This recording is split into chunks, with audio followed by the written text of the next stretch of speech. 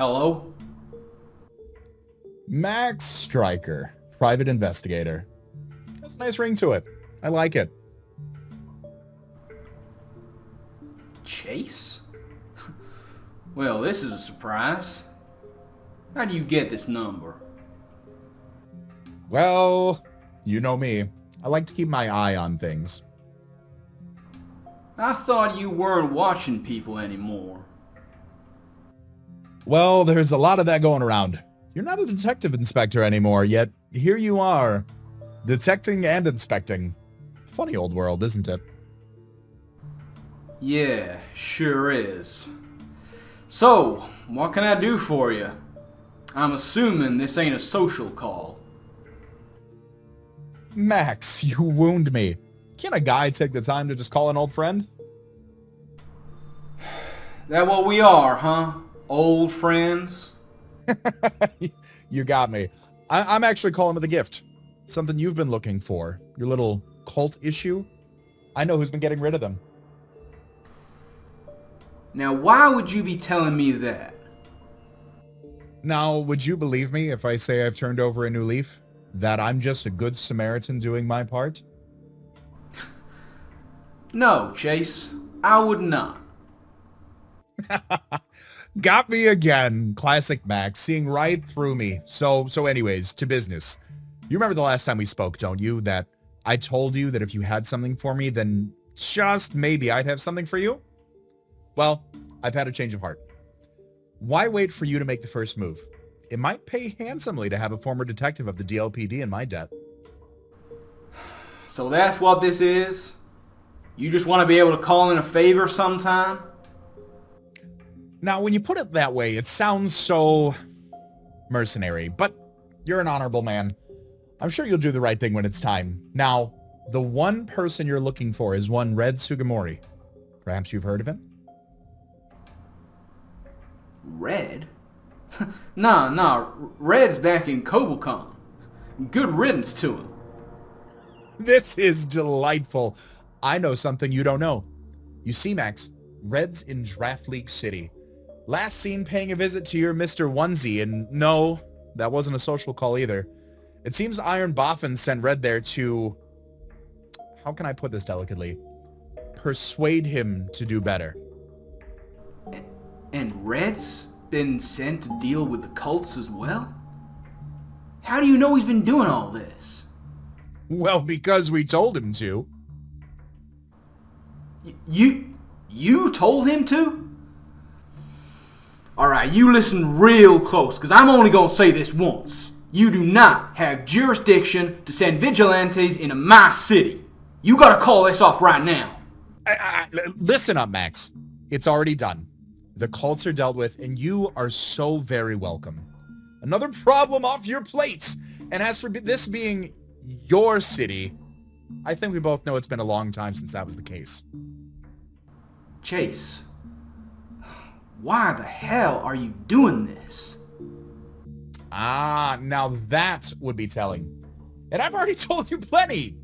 For now, I've given you one of the names you're after, so sorry I can't help out with your consortium conundrum, but this should be plenty to occupy your mind for now.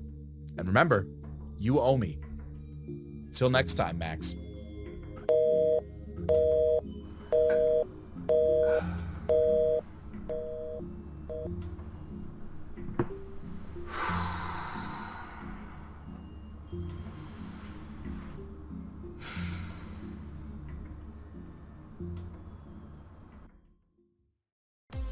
Hello everyone, Shroomraver here, and welcome to PPL Season 4, week number 5. Yes indeed, apologies for the lateness of this upload.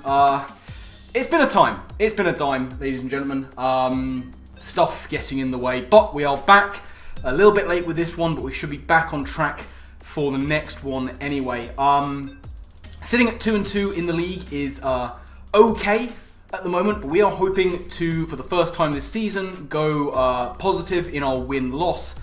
Not going to be easy, as we are taking on the one and only Gunk and the Valencia Coronas. Her links down in the description below. Make sure you check them out along with everyone else Really looking forward to this one. Haven't had a chance to play against Gunk. If you're not familiar with her, make sure you go check her out. She's making great League content. She has an aura that is just off the charts. And I love the style that she does her Draft League videos in. It's this nice sort of mix of post-com and live-com, which adds a nice sort of flow to the battle, sort of flowing through a lot of it and just having those live moments for the big stuff that happens in the battle. And it's quite unique. Not a lot of people doing that these days. I really enjoy it, and I think you will too, so make sure you go and check it out.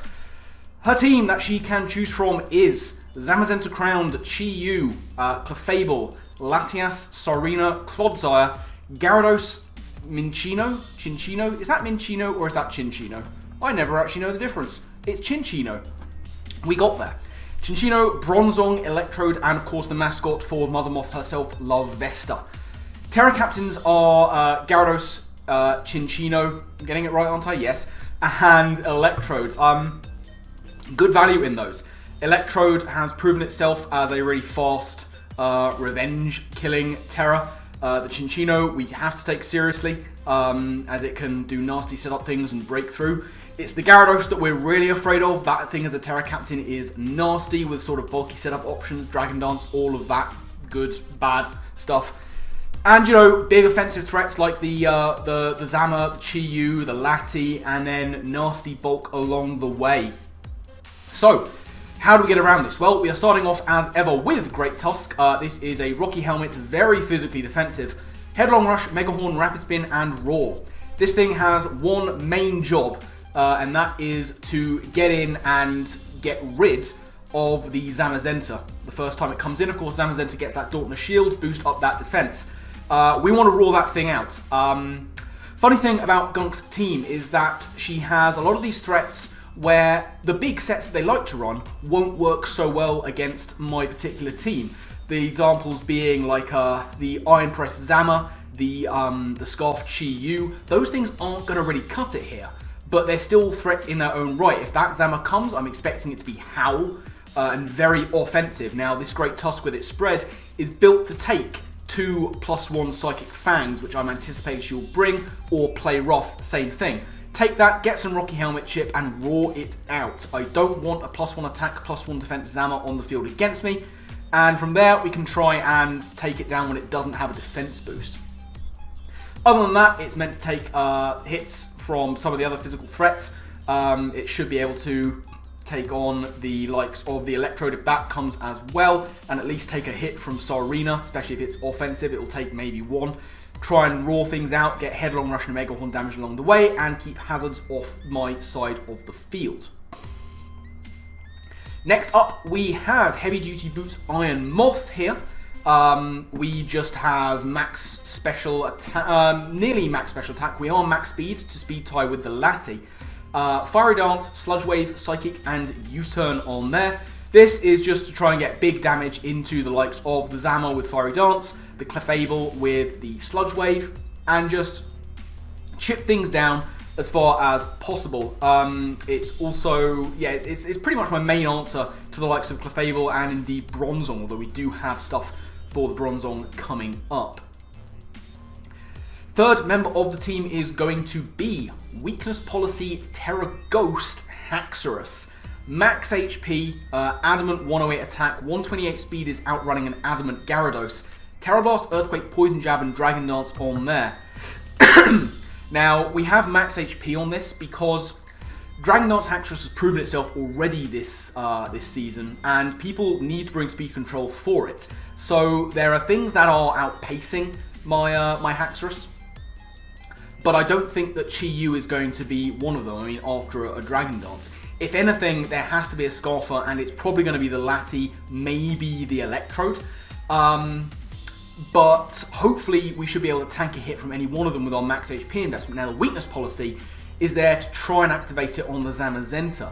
Now, I am anticipating an offensive Zamazenta, but because I have things like Sinistra on my roster, in order to best hit that, you've got to really be running Crunch, and we are built to take that hit, get a Dragon Dance up, and then get our Weakness Policy within a +3 attack, and we can tear through a lot of the team. We have Mold Breaker to get around the 2 unaware mons, and we have Terra Ghost because I'm anticipating that Bronzong to be here with ability shields to get around my Mold Breaker Earthquakes, and Terra Ghost will circumvent that quite nicely. So this is a win con for me, and I'm hoping it can do a lot of work.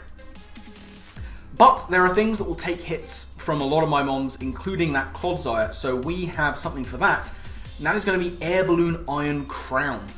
We are very invested in HP and speed. We are outpacing a jolly Gyarados with this. Psychic Noise, Tachyon Cutter, Volt Switch, and Calm Mind. Most of the time when Clodsire are run, and I've run up against a lot of them, and I have been burned by a lot of them, most of the time they will run Dual Stab, Recovery, and a Hazard of some kind. Air Balloon Iron Crown walls that entirely, and we have Psychic Noise to stop it from trying to stall out things with Recovery. We also have Tachyon Cutter and Volt Switch. I'm anticipating if we're in against the Clodsire, having seen Air Balloon, she's actually going to switch on out, which means we can then get a Volt Switch initiative on that to get ourselves back into the game. Calm Mind is just on there because I didn't really need a fourth move, and it's basically a luxury. If I can get one up, grand. If not, so be it. So that is Iron Crown, but we do want more breaking power, and for that we have Azumarill. However, Azumarill is doing double duty here. While I want it for big Adamant Play Roughs and Aqua Jets, I also want it to try and check Chi-Yu and Latias. Now that is a tall order, but this is why we are Resto, Chesto, and Encore. This is the best way for Azumarill to have the most longevity and get the most out of being able to deal with both of those. I am anticipating a non-choiced Chi-Yu, probably Will-O-Wisp, which is again why we have Resto Chesto, because once the Azumarill is burned, it's usually much less of a threat, but if we can get rid of that and get ourselves back to full, we can get back in the game. Encore just there in case we can catch something setting up and keep it locked into that, force it to switch out or get a big hit on something. And the final member of the team is going to be a little bit of tech with Porygon2. Now, I usually love to run my P2's Spadef. This time we're going very physically defensive. With a Violite and Trace, we have Shadow Ball, Tri-Attack, Conversion, and Recover. Oh yes! Normally, we would have Tri-Attack in that top slot, but we have Shadow Ball there, so we can conversion ourselves into a Ghost type to better take on the likes of Zamazenta if it isn't packing Crunch. If it is a Body Press set, I don't think it will be, but we have to be prepared for it just in case. And this can do a lot of damage to that. We do not take a massive amount from Zamazenta. We are also built with that Fizz Def investment to take a +1 Terra Blast from a Terastallized Gyarados Adamant, which is great news because Dragon Dance Gyarados is a massive threat, and under the threat of Tri-Attack, it may not want to stay in. Our special attack investment on there allows us to break the sub of a max HP Gyarados as well. So P2 has a lot of weight on its shoulders, but it can get the job done. And the beauty of it is that even with minimal Spadef investment, we are still tanking hits if we need to from the likes of Chi-Yu and Latias. So that is the team we are going into this fight with. Let's go over to the battle screen and see what Gunk has decided to bring against us. So, as you can see, Gunk has decided to bring Zamazenta Crowned, Chi-Yu, Latias, Clefable, Clodsire, and Gyarados. This is Terra Flying Gyarados, which was kind of to be expected. No Bronzong is interesting. I was really anticipating Bronzong to be here, and I'm happy to see no Chinchino because that thing caused me no world of problems in mocks, let me tell you. But kind of okay to see this team. I'm actually just going to lead with my Azumarill. It matches up pretty well into most things outside of the Clodsire, and if that is the case, I have my switch into that in the form of Iron Crown. So I'm going to go with Azu. Let's see what Gunk decides to lead with. So here we go, PPL Week 5 against Gunk and the Valencia Coronas. There she is. She is going to be leading off with the Chi-Yu as I lead with Azumarill. This is in fact an incredible lead for us. Love to see that. Now, as I say, I'm not fully anticipating this to be a Choice Scarf set. I am anticipating it to be a Will-O-Wisp set, specifically for this interaction. Now, even so, I'm going to click Play Rough. I don't know whether she's actually going to want to stay in and Willow. I was rather thinking that she would want to catch Azu coming in and get a Willow off onto it. So, because, you know, anticipating maybe like a banded liquidation set, that's still going to do a lot of damage even through a burn. So I'm kind of expecting the switch into Clodsire, which would be fine. I have my designated answer. So I'm just going to click Play Rough. It's not going to cause massive damage to Clod if that does come in. And even if the burn comes off, it's going to do a lot to this Chi-Yu. And as we see, it is the Willow that comes in. So we were anticipating that. We are Resto Chesto, so I'm not overly bothered by this turn 1. As you see, Play Rough comes in and is doing like 35-40% to the Chi-Yu. That is pretty good. I'm okay with that. And honestly, I am just going to stay in again and keep clicking Play Rough. If she wants to stay in and click like Dark Pulse, it's going to do nothing. Overheat, maybe Eject Pack will also do nothing. I'm also sort of anticipating this to be a Pasho Berry. If I did want to stay in and click Liquidation, burnt through Pasho, it would have done nothing. So I'm going to stay in, I'm going to click Play Rough. If she wants to stay in, this Chi-Yu is going to be in range of basically anything. But she is going to get on out with the Chi-Yu, wanting to save that for later. Fair enough. It is going to be the Clefable that comes in. I'm going to get a Play Rough onto that, and it's doing a good amount of damage. Not masses. Looking to be at least partially invested in Fizz Death. Probably just a mixed wall, much like I'm running with Porygon2, as a catch-all answer to a various amount of things. But I don't want to be staying in with Azumarill on this one. So what I'm going to do is make an offensive play into my my Iron Moth. If this thing wants to start setting up on me, that's going to be a problem, and I need to check it as quick as possible. And even if this thing is going for Calm Minds or Cosmic Powers, a Sludge Wave is going to do just a huge amount of damage to it no matter what. So, get out of there with Azumarill. I'm going to go into my Iron Moth as we see Knockoff come in. So, very much utility Clefable going on here. Gets rid of my Heavy Duty Boots. That's fine, you know, if it's like a T-Spikes variant of Clodsire, that's not going to matter. That does look to be the only setter outside of this Clefable.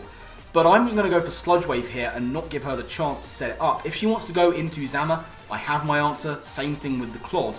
And Sludge Wave is going to hurt pretty much anything else. So I'm just going to click it and see how Gunk wants to respond. Now I'm not sure if Gunk was anticipating my U-turn out, but she's going to stay in with Clef. And like turn 3, we're going to go 6-5 up. And one of the most potential annoying setup walls on her team is gone. This is a great start. Really happy to see Clefable go.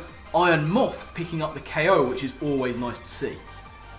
But now in is going to come that very dangerous, terrifying Gyarados. Now, I have no business staying in here. Iron Moth is still very good for a lot of things. There is a chance that it can take a hit from the Zamazenta, depending on its moveset and setup options. And it should potentially still take a hit from Chi-Yu, since I'm pretty sure if we're running Willow that it's probably not like a choice spec set. And it can do decent damage to the Clod if needs be. So I really need to get out of here. The temptation to stay in and click Sludge Wave again just to get damage if this is indeed a Dragon Dance set it's a possibility. But realistically, I have a few answers to this Gyarados, and I have no reason to risk big damage on my Iron Moth at this point of the game. So, gonna call Iron Moth on back, and as you see, I was hovering over P2, deciding what to do, and it is going to be P2 that's going to come in here. We are going to trace Moxie, which is entirely useless on my little duck, and the Gyarados is going to Terra as early as possible. To be expected, the Gyarados is indeed going to go Terra Flying, but we are built to take these hits with P2, and since it hasn't set up a Dragon Dance, we'll be taking them even better.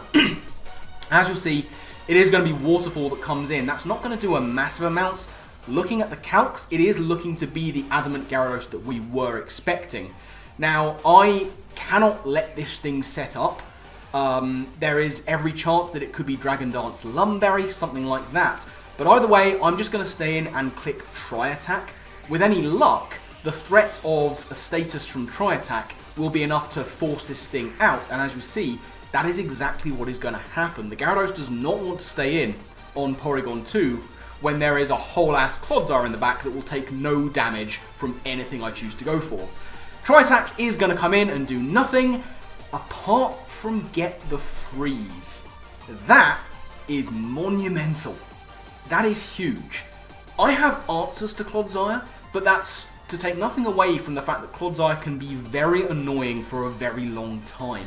Getting a freeze on it at this point in the game, really early, I can only imagine it was very demoralizing. I was so sorry at the time because a freeze is so huge and it gives me all of the momentum.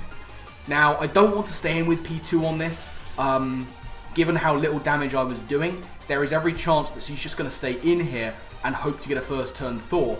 I'm just going to make the play that I was always going to make in front of Claude, and that's to go into my designated answer, which is my crowning pool, the Iron Crown, sitting on its balloon. So, that's what I'm going to do. P2, get on out of there, save it for the physical attackers that it's been brought for, and I'm going to go into my Iron Crown, sitting on its balloon and hoping to wall this thing to heaven and earth, as Gunk is going to make a phenomenal play here. She is going to get out with the Clods and go into Chi Yu. Brilliant play by Gunk there. Having seen a freeze on a wall that could do a lot of work, you know, I've been there and it can certainly cause you to lose your head, but Gunk playing it cool, knowing that she has a game to play and we're still very early on, gonna make the switch, probably predicting my move into Iron Crown, goes into Chi Yu, which is still a massive threat to my team. I have to get out of there with this guy. I need my Iron Crown, potentially for that Claude if it thaws. If not, I can use it for some of the other stuff, like for example the Gyarados. If I can keep my air balloon intact, it's gonna have to break my balloon with a coverage move that isn't Earthquake, which would be nice and gives me an opportunity to Volt Switch around. So what I'm going to do is get on out and go into Azu to see if I can scout out what this thing wants to do. So, Iron Crown pulled back on out, and we are going to go back into my Azumarill as the Chi Yu is going to go for Hex, which I forgot it got, and boy howdy does it do a lot of damage. That is very, very painful indeed. Didn't like that at all. At this point, I'm rather hoping that she's just going to sack the Chi Yu. Sorry, sack the Chi Yu. Hoping that she's going to let me sack my Azu to the Chi Yu. I'm going to go for Aqua Jet and try and get my damage onto it before it does so, take it down below 50% and go from there. But Gunk is not going to let me have it that easy. She knows that's my plan very clearly. She is going to make the very offensive play into the Zamazenta and get that Dauntless Shield to get at a +1 defense. This burnt Aqua Jet is going to do absolutely nothing to the Zamazenta, but we know what we have to do here. As you'll see, I'm just going to go hard into my Great Tusk. We have a plan for this. This is what Great Tusk was brought for, is the Zamazenta. With its Dauntless Shield up, I know Gunk likes to try and end game with Zama, so if I can get rid of that Dauntless Shield super early, it's going to make things a lot less problematic for me further on down the road. So, gonna call Azu back, like I say, and I'm gonna go into my Great Tusk. This is what it was brought for as its primary objective. Get rid of that Dauntless Shield, and as we'll see, it's the Howl that we were anticipating. So, this is a +1/+1 Zamazenta, which could be a problem, but, like I say, we are built to take these hits. If it's Psychic Fangs, which is the move I'm anticipating it to be, we'll easily take 2, even if it's Adamant, get a bit of Rocky Helmet Chip, and roar this thing out. And it is going to be the Psychic Fangs, but as you see, it doesn't do over half exactly what Great Tusk was brought for, a bit of Rocky Helmet Chip, and we're going to roar out the Zamazenta, and that is just going to buy me some time. Having a +1/+1 Zama on the field is no bueno. Unfortunately, this is also no bueno because that's a Chi Yu. Not what I wanted to see. Admittedly, there's actually nothing on her team outside of the Clodsire that I did want to see here.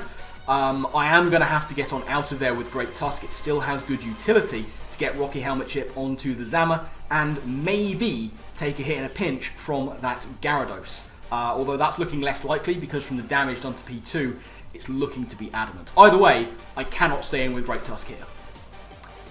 Gunk is still not playing ball. She is going to get out of there with Chi Yu, and she is going to go into the Gyarados. This is a great play on her part, because as you'll see, I make the switch of my own, and I am still desperately trying to sack my Azumarill, which I now can't do, because we bring it in, and the burn isn't going to take us out the next turn either. This is a real problem, because this Gyarados is now free to set up Dragon Dances, and, you know, Porygon2 can deal with it, but it's still going to be tricky if this is a Dragon Dance Gyarados. However, I do have a bit of an out, insofar as I can go into my Iron Crown. Given that the Clodsire is frozen, I need the Iron Crown less and less for that. What I can now do, however, is go into it here. If she is packing Dragon Dance, then it's looking to be Waterfall, Terra Blast, and probably Earthquake. She's not going to be able to go for Earthquake. She's going to have to go for a coverage move, which Iron Crown's natural bulk, it should be able to take. So, I'm going to get on out of there with Arzu. I can't afford to let this thing set up a Dragon Dance for free. I need to act, you know, accordingly. So Iron Crown is going to come in, and it is going to be the Terra Blast that comes in from the Gyarados. This is going to do a decent chunk, especially as you'll see with a crit. Now, that's not going to matter all that much, but with the crit and the damage we've already seen, we're pretty sure from the damage count that this is an adamant Gyarados. If that's the case, we will outspeed and be able to Volt Switch out into our P2, get some good meaningful damage and have P2 in when it sets up a Dragon Dance. However, Gunk is going to switch out with Gyarados, and she is going to go into the Clodsire, which is interesting. The way she's playing it is starting to make me question whether it's DD at all, because that would have been a prime opportunity to go for it. And now, seeing that it's Moxie and Adamant, I'm starting to wonder if it's Scarfed. That kind of changes how we're going to try and play around it, but Gunk has been making a lot of very good doubles and catching me trying to sack things off when I can. So now, having Volt Switched on the Clodsire coming in, I'm actually going to click Volt Switch again, because this would be my opportunity to go for Psychic Noise or Psychic or whatever to try and just take out this Clod if she's trying to sack it. So I'm predicting her to go into Chi-Yu and position herself in front of Iron Crown with that instead. So I'm actually going to click Volt Switch again here and try and catch her in the act. And that is exactly what is going to happen. Clodsire is going to get out of there, and as you'll see, it is going to be the Chi-Yu that comes in, looking to take that Psychic type attack and position herself with Chi-Yu to get a kill, but I'm having none of it. I'm going to go for Volt Switch. And now I have a few things I could do. I don't want to go into Haxorus. This is not the time to be setting up. It is in fact going to be the Iron Moth that comes in. With my natural typing and very good natural special bulk, given that this is not looking to be a spec set, I'm rather anticipating she can't take me out from here. So I can come in with Iron Moth here and do a bit of threatening, you know. Sludge Wave is looking kind of free. I don't want to go for Fiery Dance, just in case she wants to stay in and get chip damage, or maybe, you know, go into the Lati as a really offensive play. Sludge Wave is the play I'm going to go for every time. If she goes into Zama, we know what we have to do. But as it is, it's not going to be the Zama that comes in. She is going to switch out, but it's going to be Candyman the Clodsire that comes back in to absolutely tank this Sludge Wave, which is going to come in here, and it's going to do absolutely nothing. Now, at this point, it's looking like she might want to try and sack it. I don't think she's going to make the same play twice. So what I'm going to do here is test the waters and go for Psychic. If she then wants to go back into Chi-Yu, then is when I can try and sack off my Arzu to it. So, Psychic should be doing a good amount to this Clodsire. It won't knock it out from here, absolutely not. This thing is looking to have special bulk investment, but it should be able to 2-hit KO. So, Psychic going to come in, and as we'll see, that is indeed a clean 2-hit KO, except it's not, because this is a Citrus Berry Clodsire. Bit unfortunate, but that's what happens. As we'll see, it's not going to thaw out, which is unfortunate for Gunk. Now, again, I have a few options here. I could go for Psychic again. The threat of Chi-Yu is a little bit less when she's switching it into my Iron Moth. But if this is the point where Gunk is going to try and sack off her Clodsire, I'm not overly proud of it, but I am going to try and take advantage, because a frozen Clodsire is pretty much free real estate for DD Haxorus. So I am just going to click U-turn. It is the best middle ground option. We know that this is not Rocky Helmet, and we take it down to just about 50%. If she'd have gone into Chi-Yu there, that would have also been a fine play, because I then would have been able to get initiative into the likes of the P2 to threaten that. But if Gunk is going to try and sack the Clods, I am going to go into Haxorus here, and this is kind of a twofold plan. The Clodsire stays frozen. Now, I'm going to click Dragon Dance once here and not Terra. Very notably, Gunk has not gone into that Latias. I'm going to click Dragon Dance. If she wants to stop Haxorus, that Latias has to be Scarfed, it has to be Timid, and it has to come in now. And that is exactly what is going to happen. Gunk is going to pull back the Clodsire, and it is going to be the Latias that comes in. And this absolutely screams Choice Scarf. It has to be. Like, this is the only shot she has. And it has to be Timid, but this gives me an opportunity. If she is indeed a Timid Choice Scarf set, which the way she's brought it in, it has to be to stop Haxorus in its tracks. Once I Terra into Ghost, if she is indeed Timid Scarf Lati, we will live a Draco Meteor. We will get to +2/+2, and from there is very little that is stopping Haxorus, especially since that Zamazenta cannot get its Dauntless Shield back. So, I am actually going to stay in here. I'm going to Terra, and I'm going to click Dragon Dance again to try and put myself in the most commanding position possible. So, here comes the Terra Ghost on Haxorus. Now, going for a second DD is a fine balancing act. Sometimes you're too cautious and you don't go for it. Sometimes you get a bit greedy and you go for the second one. So it remains to be seen whether this is in fact the right decision. I should live any hit, and Gunk makes a phenomenal play. This was risky for Gunk. If I'd have gone for Terra Blast here, I'd have been at +1 attack, +2 speed, and I'd be firing off big hits. As it is, she's going to trick me the Scarf, seeing my Dragon Dance coming. That is a phenomenal read by Gunk. It was very risky, but it was the only way to stop me in my tracks because now I'm locked into Dragon Dance. Really, really good play on Gunk's part that may well have saved her the game at this point because Haxorus was kind of about to go in there. But as it is, I now have to switch out because I'm choice locked into DD. Brilliant play from Gunk, absolutely saved her positioning. At this point though, it is a prime opportunity to sack off the Arzu. I'm going to try and once again, for I think the 4th time this game, sack off my burned 29 HP Azumarill. So, gonna get on out of there with Haxorus, can't be staying in, no way, no how, and it is gonna be the poor crippled Azumarill once again hits the field and is finally put out of its misery by a Psychic from the Lati. So, down goes Azumarill. But this does provide us with an interesting opportunity because what ostensibly I have now is a Choice Scarfed Haxorus. And that's dangerous in and of its own right. By the fact that we've learnt from damage calcs that Gyarados is looking to be adamant and very probably Scarfed of its own, we do outspeed it. And at this point, there's nothing that really wants to take 2 Scarf Terra Blast from Haxorus. So I am going to go right back into it here. And try and directly threaten just something with a big Adamant Terra Blast. So Gunk is going to get on out of there with the Lati, very understandably, because that doesn't want to take this hit, not in a million years. And it is going to be the Candyman who comes in, that is of course the Clodsire now. Terra Blast actually won't OHKO from this range, just because of the natural stupid bulk on Clodsire, but it will very easily two-shot it.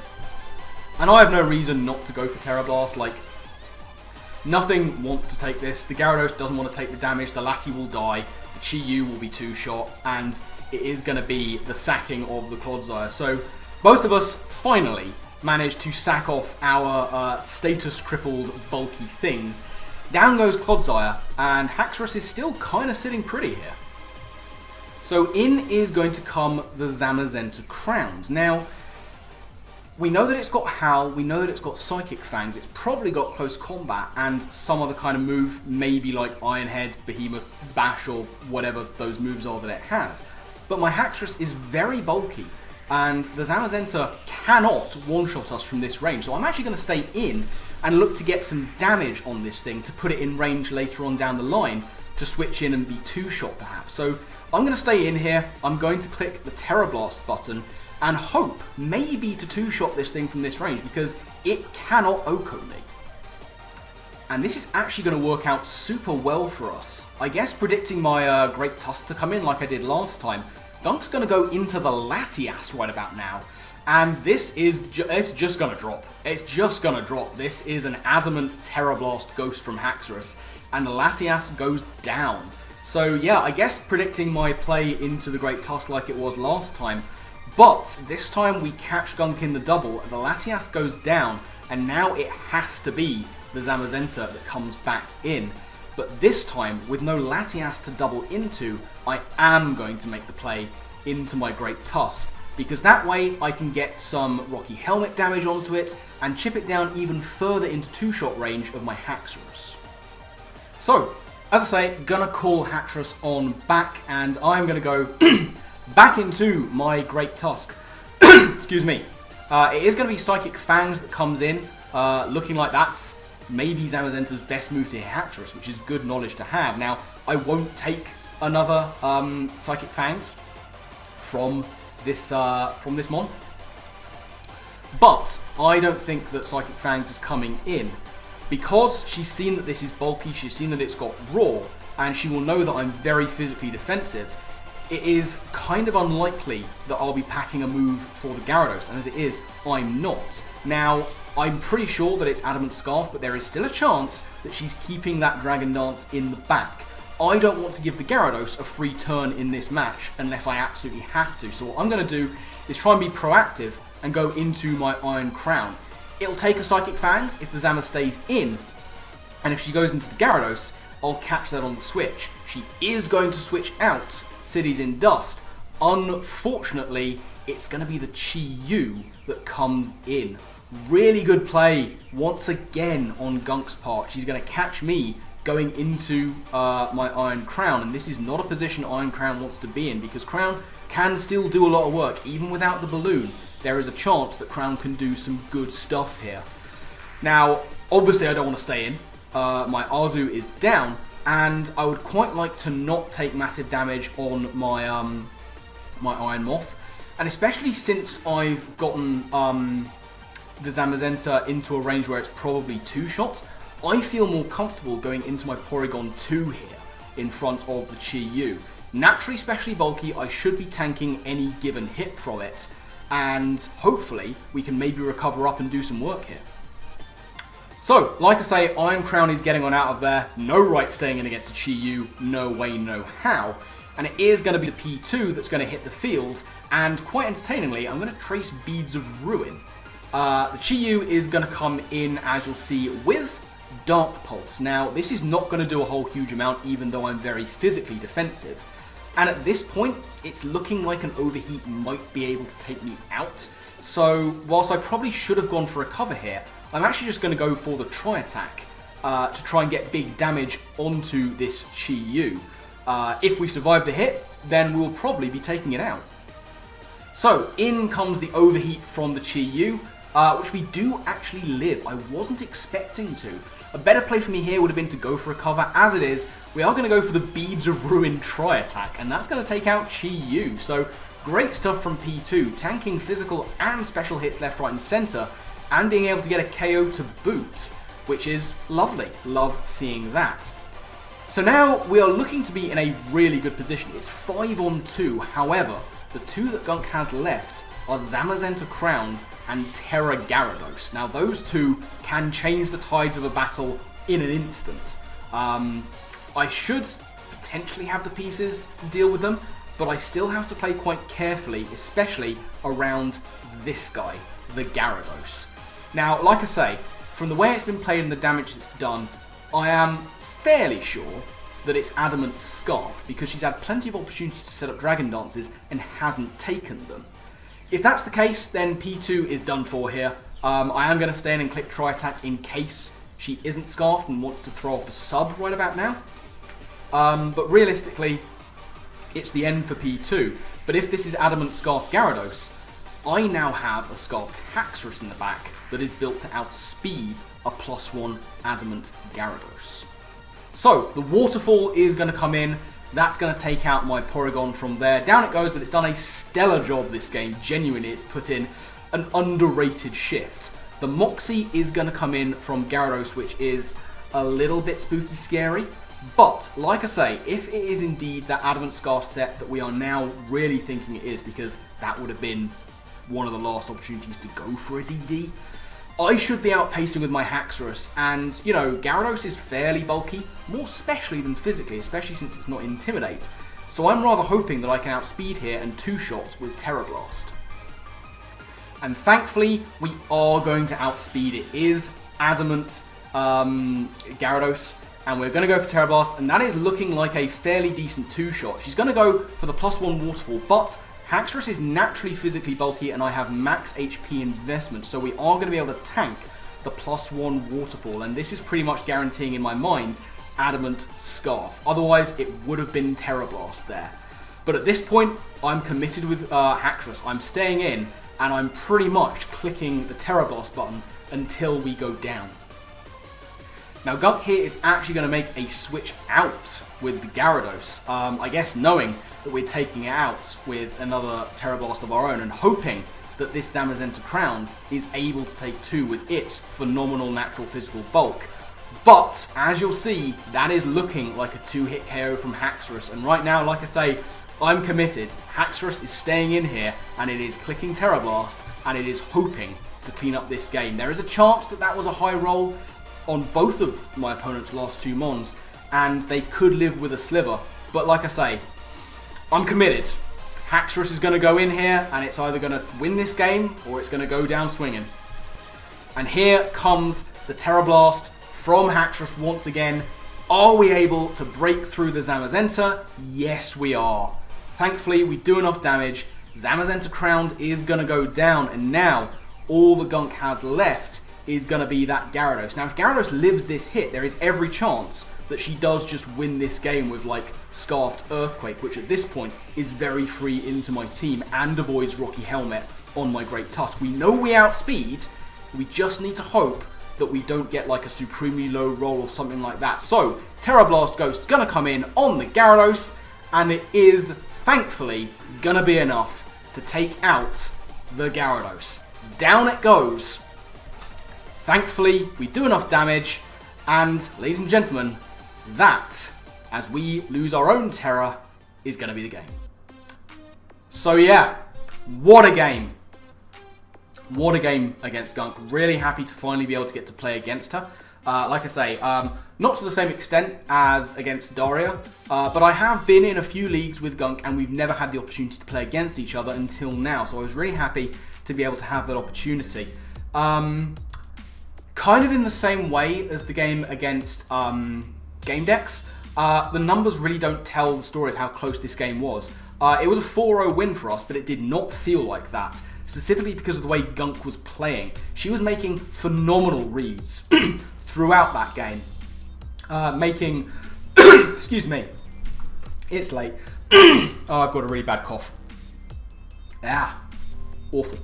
But yes, Gunk was making phenomenal reads throughout that game, and even though she was under the cosh from very early on, with that really unfortunate freeze on Clodsire, which again I cannot apologise for enough. You hate to see freezes put them on out of commission like that. That was incredibly rough.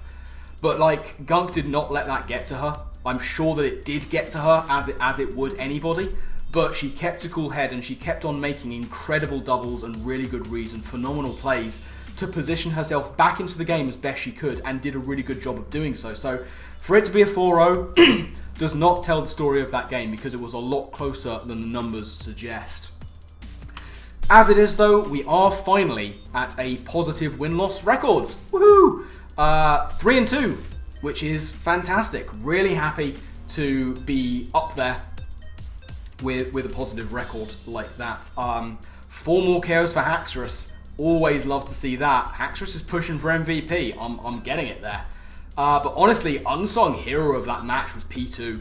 Tanking hits on the physical side from a Adamant Terra Gyarados, and on the special side from a Beads of Ruin Chi-Yu, and able to take advantage of that Beads of Ruin to net a KO of its own. Unsung hero for sure. And I think if I'd have recovered on the turn when I KO'd the Chi-Yu, I'd have been in a really good position, and might even have got the conversion tech off once that that Chi-Yu was down. But either way, a win is a win, and we will certainly take it. So, Next time, we are going to be going up against an old friend and rival. We are looking for revenge. We are facing off against Trav. Really looking forward to that one. Should be an absolute barnstormer. In the meantime, go down in the description and check out Gunk. Her links are there along with everyone else taking part this season. Like I say, Gunk is a fantastic person. I love her content. I love her presentation, and her style of narration I think is unique. No one else that I really know of is doing what she's doing with the narrating battles, and I love it. It's a fresh take and it's awesome, so I really think you should go and give it a look. It's well worth your time. Her content's great. Love it. So please go and do that. Go show her some love. Tell her I sent you. But I'm going to get out of here because my throat is hurting. It's like 1:10 in the morning and I have rambled on for far too long. So my final thank you to you all for watching, and I guess with that, I will see you next time. Laters.